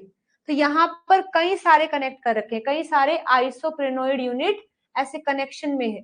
और अगेन जो हमने यहाँ अपना प्रोटीन लिया है उसे हमने कनेक्ट किया है सिस्टीन रेजिड्यू से, जो थायो ईथर लिंकेज यहाँ बनेगी। तो हमने क्या लिया, CH2 पार्ट लिया अपने प्रेनोइल ग्रुप का, मतलब जो आइसोप्रेनोइड है, और इसे कनेक्ट किया हमने सल्फर से। इसे आप बोलेंगे थायो ईथर लिंकेज। इसे आप क्या बोलेंगे, thio ether linkage between the cysteine and prenyl group. ये जो पूरा है ना कनेक्शन, इसे बोलेंगे प्रेनाइल। तो ये प्रेनाइल होता है जो कि आइसोप्रेनोइड यूनिट से मिलकर बना होता है, और उसी से कनेक्ट है हमारा protein with the help of sulphur. तो अगेन यहाँ पर भी सिस्टीन रेजिड्यू आएगा और ये बनेगा थायो ईथर लिंकेज, थायो ईथर लिंकेज, क्योंकि ये CH2 से बना है, जबकि ये किससे बना है, कार्बोनिल कार्बन से बना था, तो हमने इसको बोला थायोएस्टर। तो थायोएस्टर थायो ईथर में क्या फर्क देखने को मिला? थायोएस्टर बनता है कार्बोनिल कार्बन एंड सल्फर के बीच में, ये तो होता है थायोएस्टर। और अगर CH2 एंड S हो तो ये होता है थायो ईथर लिंकेज। अगेन सल्फर है तो अगेन यहाँ सिस्टीन ही अमीनो एसिड आया होगा। Done everyone? हाँ जी, तो इसको बोलते हैं फर्नेसाइल एंकर। दरअसल बात क्या है कि आइसोप्रेनोइड जो होता है वो 5 कार्बन का बना हुआ एक कंपाउंड है। अगर मैं ऐसे ऐसे 3 ऐड कर देती हूँ तो वो 15 कार्बन के हो जाते हैं। उस कंपाउंड को बोलते हैं फर्नेसाइल, उसे बोलेंगे फर्नेसाइल। तो आप देखो यहाँ पर 3 रिंग यूज की गई हैं, यहाँ पर 3, एक ये है 1 2 और 3। तो एक रिंग है 5 कार्बन की, तो 3 है तो 5 दिया 15, और 15 के लिए यूज करते हैं फर्नेसाइल। तो ये बनेगा आपका फर्नेसाइल एंकर। तो उसमें आप देखेंगे एक ये रिंग है यहाँ, तो ये दूसरी रिंग है, ये तीसरी रिंग है, और यहाँ CH2 अवेलेबल कर दिया गया है ताकि बॉन्ड बन सके। Done everyone?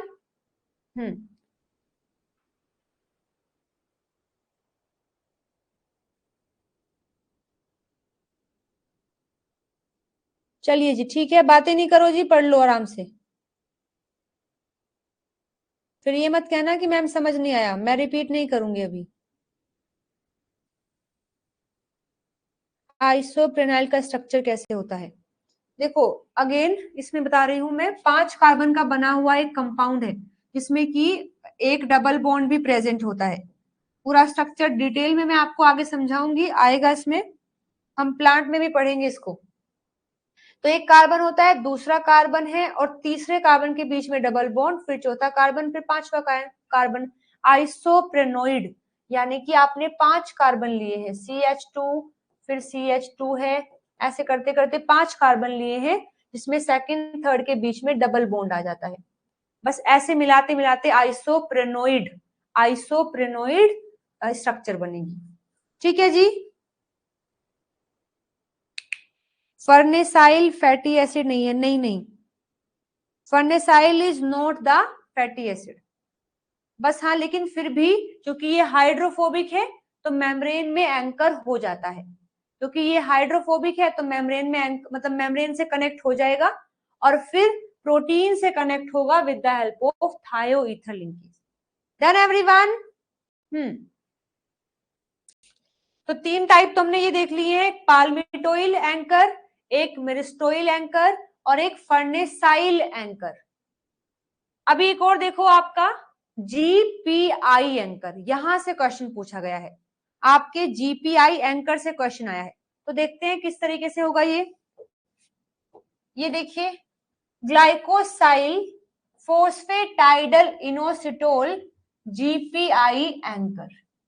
तो इसमें क्या कर रहे हैं, जो फोस्फेटाइडल इनोसिटोल याद होगा आपको, पढ़ा था हमने, तो यहाँ फोस्फेटाइडल इनोसिटोल पर ग्लाइकोसाइल कर देते हैं, यानी कुछ कार्बोहाइड्रेट की यूनिट लगा देते हैं और तब जाकर वो एंकर करता है। जैसे पाल्मिटोइल एंकर था, मिरिस्टोइल एंकर था, फर्नेसाइल एंकर था, ऐसे ही ग्लाइकोसाइल फोस्फेटाइडल इनोसिटोल यानी GPI एंकर होता है, GPI एंकर होता है। Okay everyone? हाँ,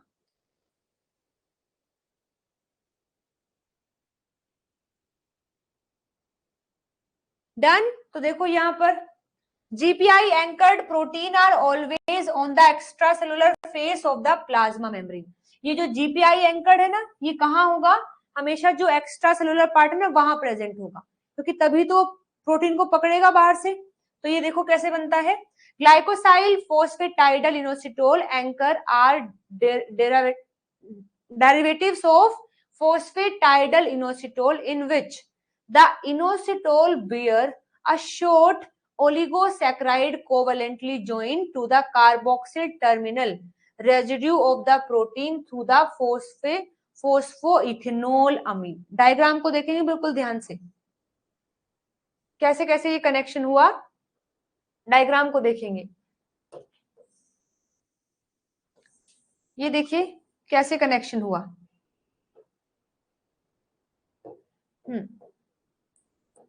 सबसे पहले देखो ये है मेरा प्रोटीन, सबसे पहले ये है मेरा प्रोटीन का एन टर्मिनस, फिर ये है सी टर्मिनस। याद रखेंगे सी टर्मिनस से कनेक्ट होता है। इस सी टर्मिनस पर पहले कनेक्ट है यहाँ पर इथेनॉल अमीन। कौन कनेक्ट है? इथेनॉल अमीन। पता है ना कैसे बनता है? एक अमीनो ग्रुप होता है, फिर ईथ यानी कि 2 कार्बन होते हैं, फिर ओल होता है OH। तो ये है इथेनॉल अमीन और यहां लगा है फॉस्फेट। ये किससे कनेक्ट है? प्रोटीन से। देखो प्रोटीन का एन पार्ट, प्रोटीन का सी पार्ट, उस पर लगा है इथेनॉल अमीन। वो भी कौन सा? फोस्फो इथेनॉल अमीन यानी इथेनॉल अमीन है, साथ में फॉस्फेट है। ये पूरा हमने एक मोइटी कनेक्ट कर दिया है। फोस्फो इथेनॉल अमीन हमने कनेक्ट किया हमारे प्रोटीन से, वो भी प्रोटीन के सी टर्मिनस से। इतना काम तो हमने किया प्रोटीन में। अब मैंने इस फॉस्फेट को कनेक्ट किया एक मैनोज से। मैनोज क्या होती है? कार्बोहाइड्रेट की मोनोसेक्राइड होती है। एक और मैनोज से कनेक्ट किया, एक और मैनोज होता है डाइसेक्राइड, मतलब 2 ग्लूकोज यूनिट से मिलकर बना होता है मैनोज। मतलब ये कार्बोहाइड्रेट का एक यूनिट है मैनोज। मैनोज हमने कनेक्ट कर दिए हैं। 4 टाइम मैंने मैनोज को कनेक्ट किया। फिर इस मैनोज से मैंने कनेक्ट किया एन एसिटाइल ग्लूकोसामाइन। फिर इसके पास O से कनेक्ट हुआ इनोसिटोल। और ये इनोसिटोल क्या है? ये देखिए हमने ये लिया अपना फोस्फेटाइडल इनोसिटोल बना लिया है, और इससे कनेक्ट है फिर हमारा ये पूरा लिंक, और फिर इससे कनेक्ट है प्रोटीन।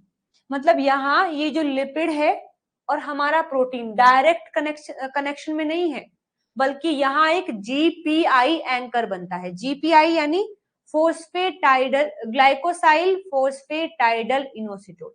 मतलब ऐसा फोस्फेटाइडल इनोसिटोल जो कि ग्लाइकोसाइल है, यानी जिस पर कार्बोहाइड्रेट की यूनिट है, और फिर उससे हमारा प्रोटीन कनेक्ट है। Done everyone? समझ गए हो? बोलो कनेक्ट हुआ कुछ?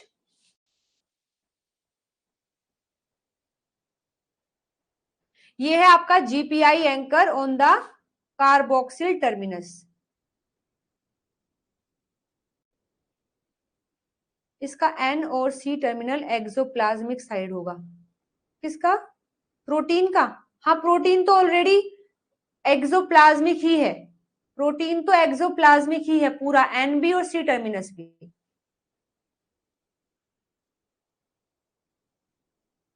हाँ प्रोटीन का आपको यूज करना है C टर्मिनल।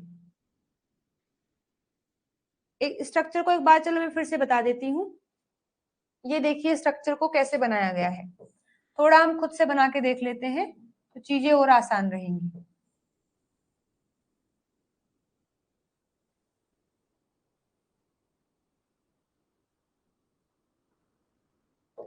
ये देखिए हमें क्या करना है, पहले अपना लेना है प्रोटीन। सबसे पहले लेंगे अपना प्रोटीन।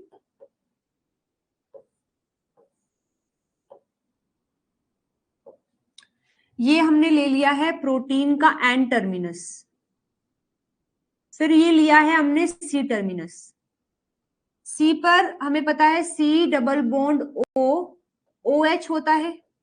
यहां भी हमने क्या किया, इसके H को हटाया, H को हटा करके मैंने इससे कनेक्ट किया इथेनॉल अमीन। ये क्या होता है?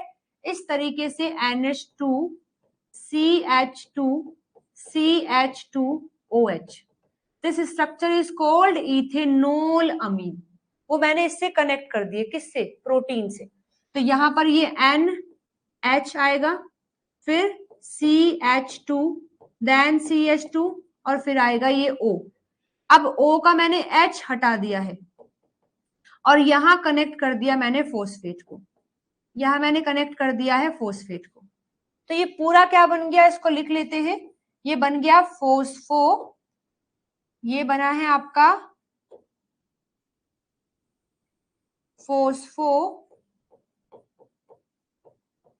इथेनॉल अमीन, जो हमने प्रोटीन से कनेक्ट किया है, जो हमने कनेक्ट किया है प्रोटीन से।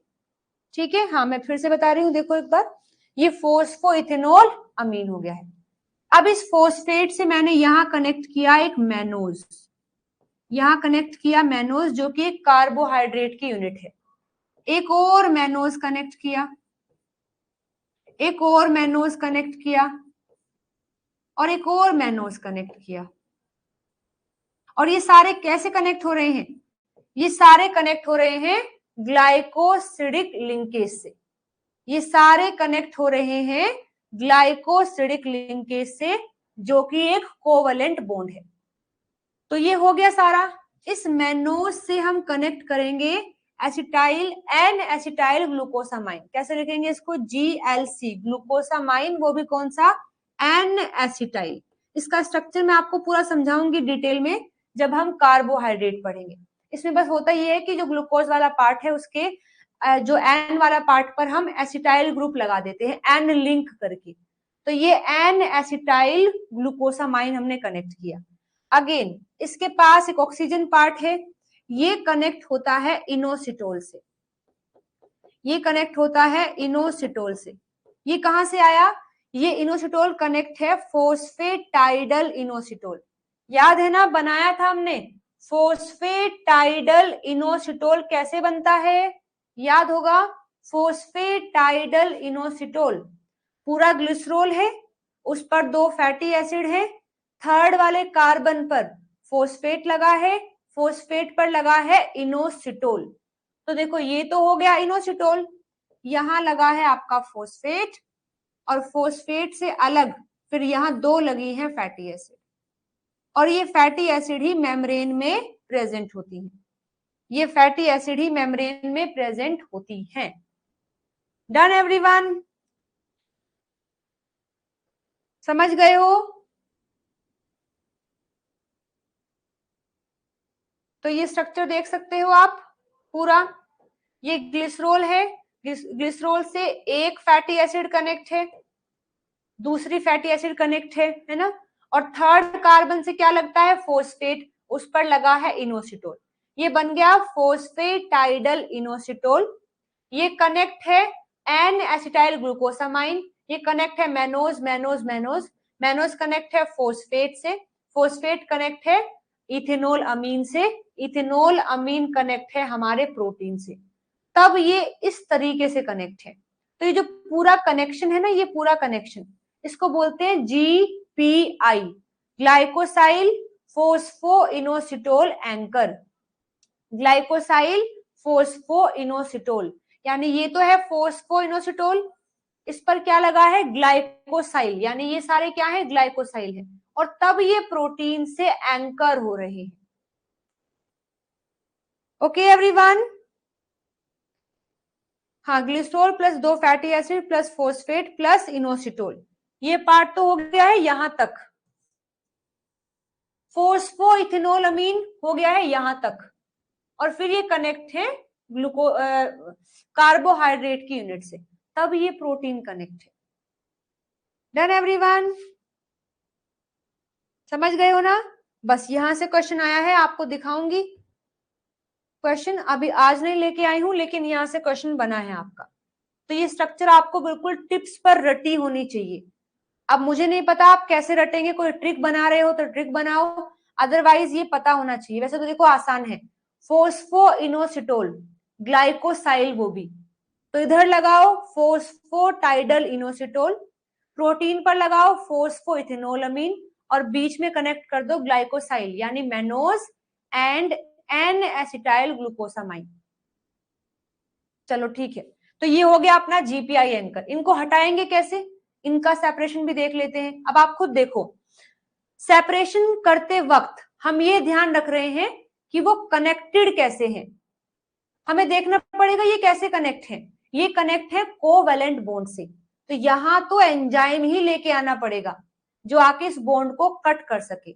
हम यहाँ पर सोल्ट नहीं डाल सकते, यूरिया नहीं डाल सकते, डिटर्जेंट नहीं डाल सकते हैं, हमें यहाँ प्रोटीन ही लेके आने पड़ेंगे जो इस बॉन्ड को आकर के पूरा क्लीव करेगा। तो ये देखो दिखाया गया है, ये है आपका लिपिड एंकर्ड प्रोटीन है। तो यहाँ इसको कट करने के लिए फोस्फोलिपेज सी आता है, फोस्फोलिपेज सी आता है जो आके इसको पूरा देखो हटा देगा। जीपीआई एंकर्ड प्रोटीन को हटाने के लिए क्या किया, फोस्फोलिपेज सी लेकर के आए जो आकर यहां से इसको हटा देगा, तो ये पूरा अलग हो जाता है। Okay everyone. हाँ, तो एम्पीट्रोपिक प्रोटीन जो होते हैं उनके लिए खासकर वो देखना पड़ेगा कि कौन कौन से बॉन्ड बने हैं, तो ही बॉन्ड के हिसाब से प्रोटीन लेके आओगे, एंजाइम लेके आओगे, वो आकर बॉन्ड को कट करेंगे, वो केवल तभी सेपरेट होंगे। ओके एवरीवन, चलिए अब मैं लेके चल रही हूं आपको एक नए टॉपिक पर, जो कि लास्ट टॉपिक है हमारा मेम्ब्रेन के स्ट्रक्चर से। देखो, fluid nature of the membrane, आपको पता ही है हमारी मेम्ब्रेन का नेचर कैसा है, फ्लूइड है, मतलब वो हमेशा मूव करती रहती है। तो देखेंगे ये किसने बताया था, सिंगर एंड निकोलसन ने 1972 में ये मॉडल हमें दिया था, जिसमें बताया था कि हमारी मेम्ब्रेन फ्लूइड मोजेइक है। फ्लूइड मतलब मूव करती रहती है, मोजेइक मतलब पैचेस प्रेजेंट है। पैचेस किस बिहाफ पर कहा है, प्रोटीन के बिहाफ पर कहा है, जहां पर lipids and protein move laterally within the bilayer similar to iceberg floating in the sea. जैसे हम देखते हैं ना कि सी पर समुद्र में जो आइसबर्ग है वो फ्लोट करते रहते हैं, ऐसे ही मेम्ब्रेन में हमारे प्रोटीन लिपिड की जो बाइलेयर है उसमें भी ऐसे मूव करते रहते हैं, फ्लोटिंग करते रहते हैं। ठीक है, हाँ, सेमी फ्लूइड नेचर होता है। फ्राई एंड एडिशन एक्सपेरिमेंट जो कि 1970 में हुआ था, provide the strong evidence for the fluid nature of the plasma membrane by demonstrating the membrane protein can move laterally within the lipid bilayer। तो यहाँ एक और एक्सपेरिमेंट किया गया जिन्होंने हमें ये बताया कि ऐसा नहीं कि केवल लिपिड ही मूव करते हैं, ऐसा नहीं कि लिपिड ही मूव करते हैं, हमारे प्रोटीन भी मूव करते हैं। जैसे कोई समुंदर देखो, समुंदर में पानी तो मूव कर ही रहा है, पानी तो स्टैटिक नहीं है ना, पानी तो मूव कर रहा है बिल्कुल, लेकिन जो आइसबर्ग है ना वो भी मूव करते हैं, आइसबर्ग भी मूव करते हैं। ऐसे ही हमारा प्रोटीन है कि ऐसा नहीं कि लिपिड ही केवल मूव करते हैं, हमारे प्रोटीन भी मूव कर सकते हैं। So conducting a experiment using the cell fusion and fluorescent labelling to observe the protein movement in the membrane. तो लिपिड मूव करते हैं वो तो हमने पहले भी पढ़ लिया था कि वो रोटेशनल मूव करते हैं, फ्लैक्सिन भी हो सकते हैं, फ्लिप फ्लॉप भी कर सकते हैं, लेटरली भी जा सकते हैं। यहाँ पर जो प्रूफ दिया गया वो प्रोटीन के रिगार्ड में दिया गया, कि ये बताने के लिए कि प्रोटीन भी मूव करते हैं। दो एक्सपेरिमेंट दिए गए, सेल फ्यूजन का और फ्लोरेसेंट वाला। पहले पढ़ा रही हूं आपको सेल फ्यूजन का। तो देखो इस एक्सपेरिमेंट में क्या किया गया, हेट्रोकैरियोन फॉर्मेशन किया गया, यानी ह्यूमन एंड माउस के सेल को फ्यूज किया गया। किस तरीके से, by using the virus Sendai virus. एक सेंडई वायरस है जो इन्हें फ्यूज करवाने में मदद करता है। इस वायरस की मदद से हमने ह्यूमन और माउस के सेल को फ्यूज करवाया, क्रिएटिंग द हाइब्रिड सेल, और एक हाइब्रिड सेल बनाया, दोनों को कनेक्ट करके जो सेल बना हाइब्रिड सेल बन गया, जिसको हेट्रोकैरियोन बोल रहे हैं। हेट्रोकैरियोन क्यों, क्योंकि दोनों में अलग अलग न्यूक्लियस है। मतलब जैसे देखिए ये आपके पास एक ह्यूमन का सेल है और ये आपके पास माउस का सेल है, ये इसका न्यूक्लियस है, ये इसका न्यूक्लियस है। आपस में ये फ्यूज तो कर गए हैं, आपस में फ्यूज तो हो गए हैं, बट न्यूक्लियस अभी फ्यूज नहीं हुए हैं। तो this condition is called heterokaryon with a single membrane but different human mouse protein. मतलब इसमें क्या है, प्रोटीन भी अलग अलग है, कुछ प्रोटीन माउस के मेम्ब्रेन वाले हैं, कुछ ह्यूमन की मेम्ब्रेन वाले हैं, इस तरीके से। तो मेम्ब्रेन तो फ्यूज कर गई है बट प्रोटीन अभी भी अलग अलग है। सो फ्लोरेसेंट एंटीबॉडीज लेबलिंग किया हमने वहां। तो human membrane protein were labelled with the red fluorescent dye.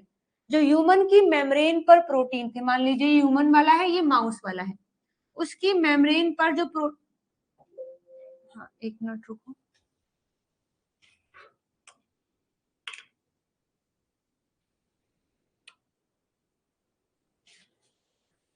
जो ह्यूमन की मेम्ब्रेन पर जो प्रोटीन प्रेजेंट थे, ह्यूमन की मेम्ब्रेन पर जो प्रोटीन प्रेजेंट थे उनको हमने रेड कलर दिया और माउस की मेम्ब्रेन पर जो प्रेजेंट थे उनको हमने ग्रीन कलर दिया, ताकि हम डिटेक्ट कर सके कि वो मिक्स हुए या फिर नहीं हुए।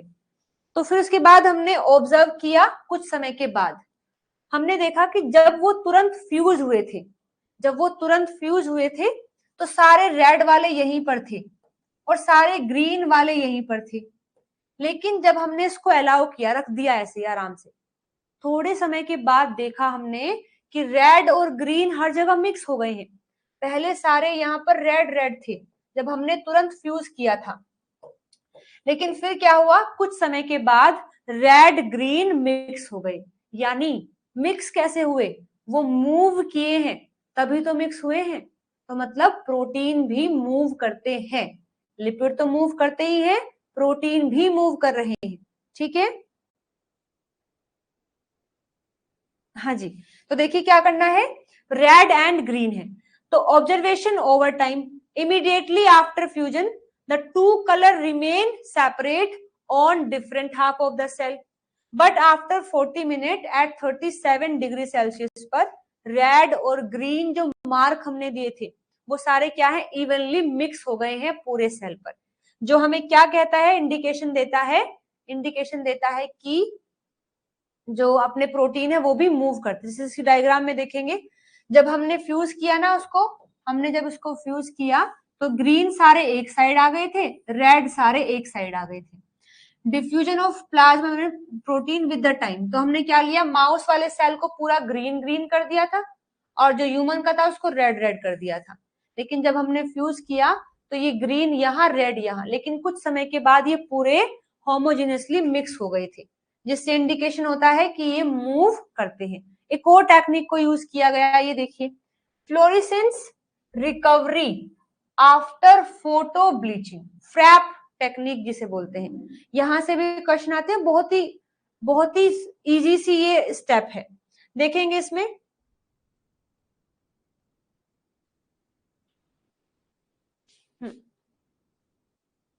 ये देखिए इसमें क्या कहा है, the lateral diffusion rate of membrane protein and lipid can be measured by using the technique of fluorescence recovery after photo bleaching, FRAP की वजह से हम पता कर सकते हैं कोई प्रोटीन और कोई लिपिड वो कितना फास्ट डिफ्यूज कर रहे हैं।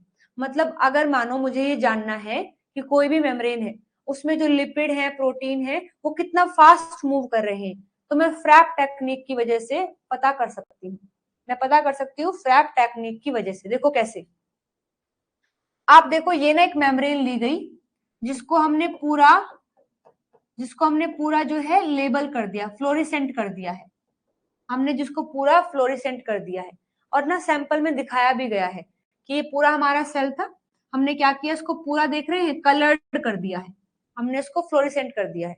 उसके बाद हमने इसको ब्लीच दिया, मतलब ब्लीच करने का मतलब है कि जैसे मानो ये पूरा पार्ट है, मैं इस पार्ट पर अगर ब्लीच कर रही हूँ तो इसका कलर यहां से अलग हो जाएगा।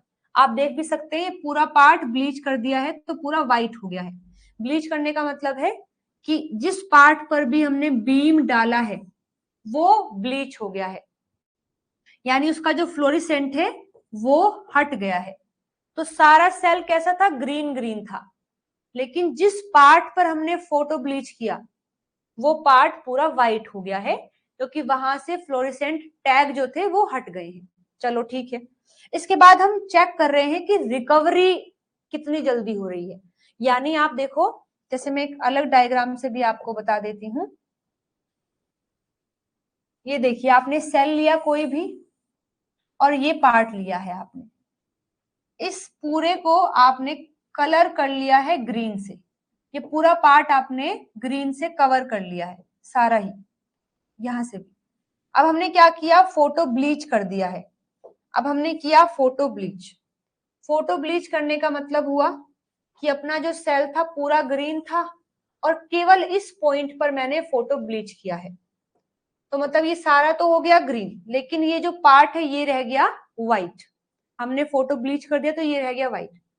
अब मैं चेक कर रही हूं कि कितने समय में ये पार्ट फिर से ग्रीन हो जाएगा, फिर से ग्रीन हो जाएगा। अगेन पूरा ग्रीन तो नहीं होगा, हल्का सा रहेगा, लेकिन धीरे धीरे मिक्स होकर के ये ऐसे ग्रीन बन जाएगा। इसी को बोलते हैं रिकवरी आफ्टर फोटो ब्लीचिंग। मतलब फोटो ब्लीच करने के बाद वो अपने आप को कितने समय में रिकवर कर रहे हैं। अब देखो ये रिकवरिंग कैसे हुई होगी, पहले सारे यहाँ पर व्हाइट वाले थे और यहाँ पर ग्रीन वाले थे, अब वो मूव तो करते ही है, तो क्या करेंगे, मूव करके कुछ ग्रीन यहाँ आ जाएंगे, कुछ व्हाइट वहां चले जाएंगे, तो वो पूरा व्हाइट ना रह करके अब हल्का सा ग्रीन होना शुरू हो जाएगा। हालांकि एग्जैक्टली जैसा पहले था ऐसा तो आ नहीं सकता, लेकिन हाँ फिर भी वो पार्ट थोड़ा सा फिर से अपने आप को ग्रीन करना शुरू कर देता है। ठीक है जी, तो यही है technique recovery after photo bleaching. मतलब फोटो ब्लीच करने के बाद कितने समय में रिकवरी हो रही है। अब आप खुद देखो, अगर ये रिकवरी जल्दी हो जाती है तो हम कहेंगे कि उस पर्टिकुलर मेम्ब्रेन में जो हमारे लिपिड है, प्रोटीन है, वो बड़ा फास्ट मूव कर रहे हैं, या फिर कहिएगा बड़ा फास्ट वो मूव करके डिफ्यूज कर रहे हैं। और अगर इसकी रिकवरी में बहुत टाइम लग रहा है तो हम कहेंगे कि उस मेम्ब्रेन में जो प्रोटीन है, लिपिड है, वो काफी स्लो मूव करते हैं या फिर काफी स्लो डिफ्यूज कर रहे हैं। सो बेसिकली यहाँ हम रेट पता कर सकते हैं कि हमारे प्रोटीन, हमारे लिपिड किस रेट से मूव करते हैं या कहिए डिफ्यूज करते हैं, इस टेक्निक की वजह से, जिसको हमने बोला फ्रैप टेक्निक, जिसको हम बोल रहे हैं फ्रैप टेक्निक, यानी fluorescent recovery after photo bleaching. Okay everyone, इस डायग्राम में भी देख लो एक बार। इस यहां से दरअसल क्वेश्चन आपके आते हैं। ये देखिए हमने क्या किया, पूरा एरिया अभी फोटो फ्लोरेसेंट कर रखा था, यहां तक हमने इस समय पर आकर के, मतलब इतने समय तक ये पूरा ऐसे ही फ्लोरेसेंट है। यहां इस समय पर आकर मैंने इसको ब्लीच कर दिया है, इस समय पर आकर मैंने इसको ब्लीच कर दिया है, और ब्लीच करते ही उसका जो फ्लोरेसेंट है वो बिल्कुल कम हो जाएगा। अब हम देखेंगे रिकवरी टाइम, अब वो रिकवरी करेगा ऐसे। अगर रिकवरी बहुत फास्ट हो रही है तो हम कहेंगे कि चीजें जल्दी मूव कर रही है, और अगर ये काफी टाइम लगाती है तो हम कहेंगे चीजें स्लो चल रही है। तो ये जो ग्राफ है ये वाला, यही होता है recovery after photo bleach. Recovery after photo bleach कि मतलब पहले यहां तक फ्लोरेसेंट था, आपने ब्लीच किया तो ये बिल्कुल देखो डाउन आ गया है, अब वो रिकवरी करते करते फिर से अपने आप को बढ़ा रहा है। रिकवरी करते करते देखो फ्लोरेसेंट उस एरिया में फिर से इतनी हो गई है। डन एवरीवन, तो बस यही है आपका फ्रैप टेक्निक, यही है आपका फ्रैप टेक्निक। कोई डाउट तो नहीं है, बताइए। हाँ, तो बस यही है movement of protein. Protein move करेंगे, वो डिपेंड करता है उसके मेम्ब्रेन स्पेनिंग रीजन पर। अब आप खुद देखो, अगर कोई ऐसा प्रोटीन जो मेम्ब्रेन को केवल एक बार पास कर रहा है, जो मेम्ब्रेन को केवल एक बार पास कर रहा है, जैसे ये देखिए इसने केवल एक बार पास किया है, ये जल्दी मूव करेगा, या फिर आप खुद बताओ जिसने कई बार पास किया है वो मूव करेगा। आप खुद देख सकते हैं ना, जो सिंगल स्पेनिंग है वो फास्ट मूव कर सकता है एज कंपेयर टू दिस, तो उसका जो रेट ऑफ डिफ्यूजन है वो थोड़ा ज्यादा होगा एज कंपेयर टू इसके मल्टीपल स्पेनिंग रीजन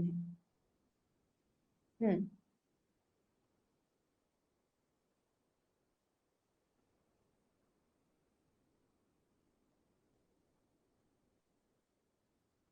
हाँ जी, बस मैंने ऐसे बताया है कि जैसे ही हमने फ्लोरेसेंट किया उसके बाद ब्लीच हो गया, मतलब वो कलर जो है व्हाइट हो गया, अब वो कलर अपने आप को फिर से हल्का हल्का ग्रीन कर रहा है। लेकिन ग्रीन कैसे कर सकता है, खुद को तो फिर से ग्रीन नहीं करेगा, तो ये पार्ट फिर से ग्रीन कैसे हुआ कि जो आस पास के ग्रीन वाले पार्ट थे ना वो वहां मूव कर गए हैं, जिस वजह से वो पार्ट पूरा व्हाइट ना होकर के अब ग्रीन हो गया है। तो इसी को आप बोलेंगे रिकवरी। मतलब यहां तक फोटो ब्लीच किया, इसके बाद सॉरी यहां तक फ्लोरेसेंट है, फिर फोटो ब्लीच किया, डाउन हो गया, फिर रिकवरी करेगा ऐसे। तो इसमें आप देख रहे हैं डिपेंड करता है प्रोटीन का स्पैनिंग रीजन क्या है। अगर सिंगल पास तो वो फास्ट फास्ट मूव करेगा, जो मल्टीपल पास वो थोड़ा स्लो मूव करेगा। डन एवरीवन, समझ गए हो?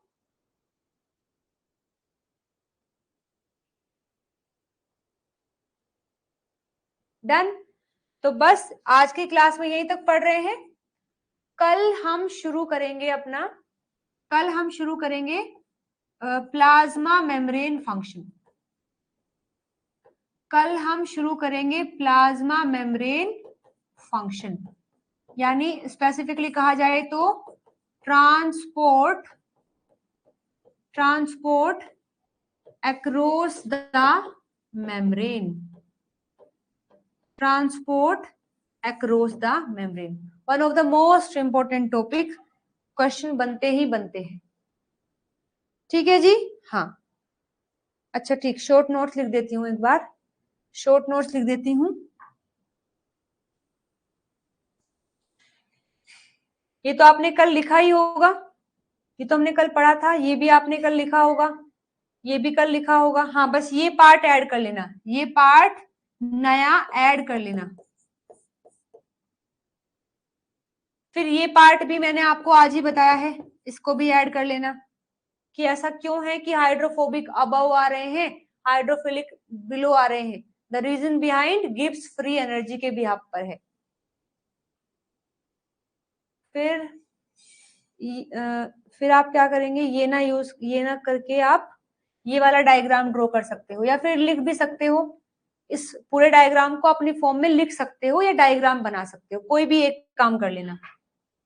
ये रहने देना, ये कुछ नहीं था, समझाने के लिए था। हाँ, इसके बाद तुम्हारा ये मेन है, और इसमें बस ये रिटन वाला पार्ट जो है केवल ये करोगे, डायग्राम रहने देना। इसके बाद फिर ये ठीक है, बस पढ़ लेना, लिखना नहीं है, ये भी नहीं लिखना है। हाँ, ये जरूरी है, और इसमें भी खासकर ये वाला पार्ट आप लिख सकते हैं। इन दो के लिए तो जो मैंने बताया है, और ये खुद से आप लिखेंगे, ये शॉर्ट नोट्स में आपको लिखना है। इसके बाद ये बेहद जरूरी है, इसको आप पूरा लिखेंगे। हाँ, ये पार्ट भी लिख लेना कि रिमूव कैसे करेंगे, वो प्रोटीन से होंगे, एंजाइम से रिमूव होंगे। इसके बाद ये रहने देना, ये कुछ नहीं है। ये एक बार आप अपनी फॉर्म में लिख सकते हैं कि हमने किस तरीके से फ्यूजन एक्सपेरिमेंट किया, और ये भी जरूरी है। इसमें आपको ये ग्राफ और ये सारी बातें लिख लेनी है बस। हाँ, ये पॉइंट की फॉर्म में लिख लेना बस।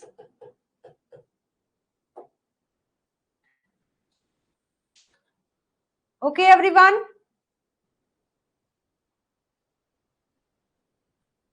हाँ ठीक है, वो मैं एक बार बात करूंगी आज।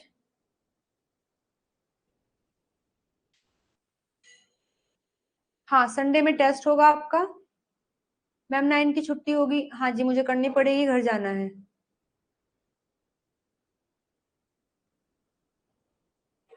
नहीं, आज क्वेश्चन नहीं लेके आई हूँ, क्वेश्चन कल लेके आऊंगी। जो हमने आज पढ़ा ना, कल जो हमने आज पढ़ा है वो सारा कल रिवाइज नहीं कराऊंगी, वो क्वेश्चन की फॉर्म में रिवाइज कर लेंगे। कल क्वेश्चन करेंगे तो क्वेश्चन की फॉर्म में ही रिवीजन हो जाएगा। सो मेक श्योर पूरा मेम्ब्रेन का जो स्ट्रक्चर आपने पढ़ा है ना अब तक, वो सारा रिवाइज कर लेना। कल जो हम क्वेश्चन प्रैक्टिस करेंगे वो लगभग सभी से ही आपको क्वेश्चन मिल जाएंगे। वैसे तो क्या है ना कि संडे में आपका टेस्ट होगा, मेन क्वेश्चन तो आपको वहां मिलेंगे, बस इस पोर्शन से भी क्वेश्चन में कुछ लेके आऊंगे कल। तो मेक श्योर आपको यही काम करना है, यहाँ सारा रिवाइज करना है, शुरू से लेकर के आखिरी तक जो हमने आज तक पढ़ा है।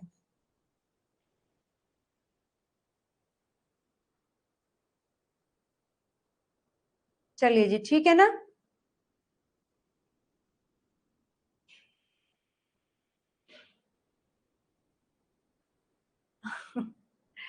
हाँ जी, मैं घर नहीं रहती हूँ।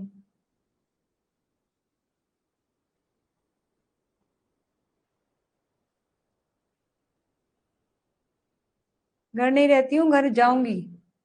रक्षाबंधन है, पैसे लूटने का टाइम है। तो घर तो जाना पड़ेगा ना।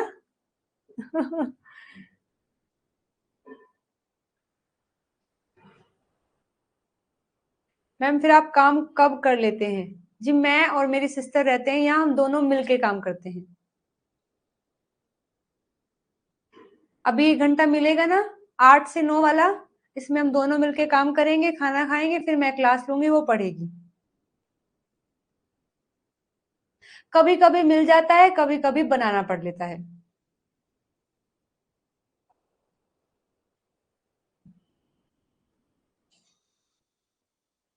अफीफा मैं उत्तर प्रदेश से हूँ, यूपी से।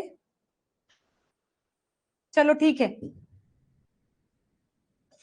हाँ, बल्कि वैसे तो मैं कम ही काम करती हूँ, टाइम नहीं मिलता है, लेकिन जब कभी मिलता है मैं हेल्प करा देती हूँ। चलो तो आप अगर आना चाहते हैं 8 बजे 9 बजे यूट्यूब पर तो आ जाना। वहां पर भी हम अच्छा न्यूमेरिकल ही प्रैक्टिस करेंगे। जो बायोकेमिस्ट्री में नहीं आ पाए थे ना, वो सेम न्यूमेरिकल हम आज यूट्यूब पर प्रैक्टिस करेंगे। जिनको फिर से कॉन्सेप्ट बिल्ड करना है वो यूट्यूब पर आ सकते हैं 9 बजे। ठीक है। हम्म।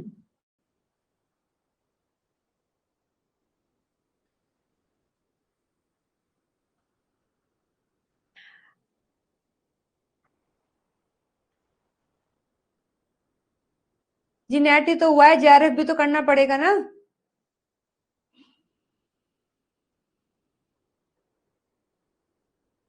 खाली नेट से काम नहीं चलता, जेआरएफ भी करना पड़ता है।